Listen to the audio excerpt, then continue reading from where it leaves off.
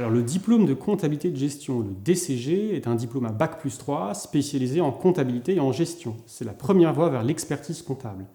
C'est un diplôme d'État qui se compose de 14 unités d'enseignement.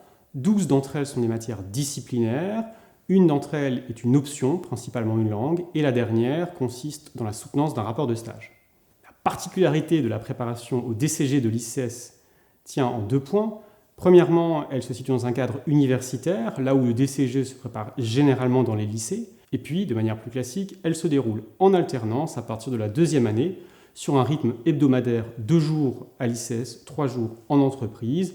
À ce titre, l'étudiant voit sa formation prise en charge à partir de la 2e année et est rémunéré en tant que salarié en formation. Alors, contrairement à une licence d'économie-gestion, l'étudiant type en DCG souhaite d'office se spécialiser en comptabilité et en gestion, et surtout est désireux d'une insertion rapide sur le marché du travail, en témoigne la modalité de l'alternance. À partir de la 2e année, les étudiants titulaires d'un BTS ou d'un DUT en comptabilité peuvent directement intégrer le DCG en alternance. Les étudiants en prépa DCG bénéficient de l'accompagnement personnel, pédagogique et parfois disciplinaire de leurs responsables de formation. S'ajoute à cela l'accompagnement du pôle entreprise de l'ICES qui les aide tant dans la recherche de leur contrat d'apprentissage que dans la conclusion de ces derniers. Un tuteur leur est également attribué afin de les accompagner au mieux en entreprise. Au sein de celle-ci, le maître d'apprentissage les accompagne tout au long de leur formation. Le programme du DCG est arrêté par l'État.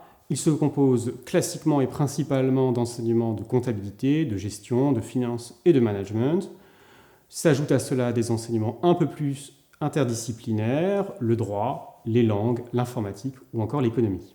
À l'issue de leurs études, les étudiants titulaires du DCG ont principalement acquis les compétences d'un assistant comptable, à savoir traiter les opérations courantes de la comptabilité ainsi que les opérations d'enregistrement liées à ces mêmes opérations, établir une situation comptable ainsi que les documents obligatoires qui en découlent, et puis connaître les principales règles déontologiques applicables à la profession comptable.